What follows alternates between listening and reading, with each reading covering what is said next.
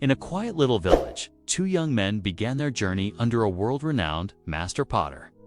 The first was Liam. He was a natural, a true prodigy. The moment his hands touched clay, it seemed to magically dance into graceful, elegant shapes. The second was Cale. He was clumsy, slow, and seemed to lack even a shred of artistic talent.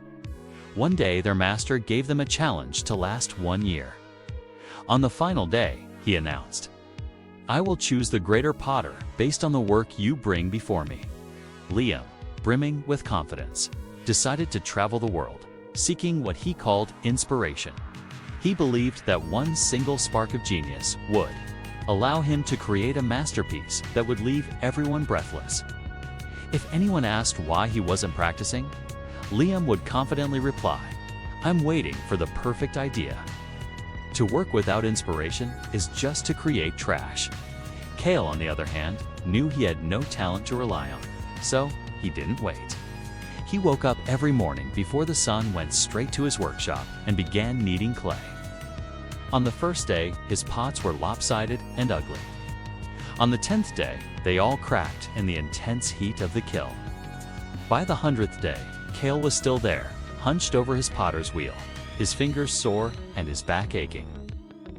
His inspiration didn't come from a grand adventure. It came from the steady, rhythmic hum of the spinning stone, day after day after day. Finally, after 1 long year, the day of judgment arrived. Liam returned, presenting a single magnificent vase. It was truly a sight to behold, with exquisite patterns and a shape so fine it almost looked unreal. It was the product of a final, intense week of high-energy inspiration. He smiled, certain of his victory. Then came Cale. He didn't bring just one vase.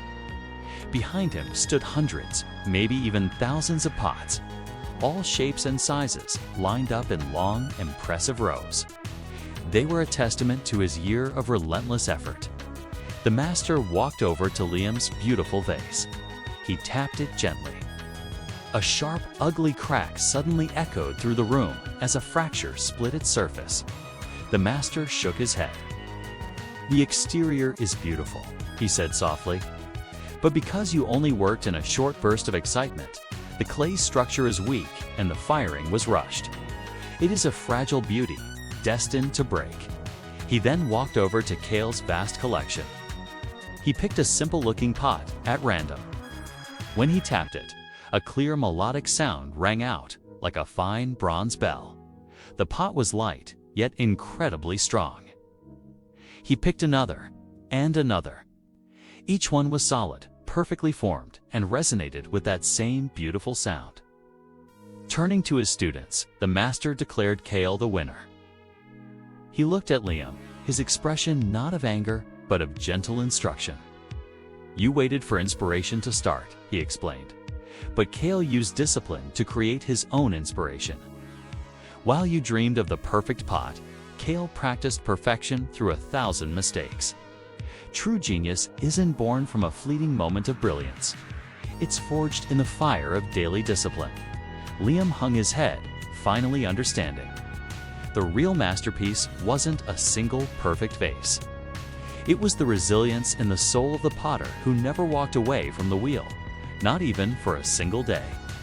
This story teaches us a powerful lesson. Inspiration is a wonderful guest, but it comes and goes.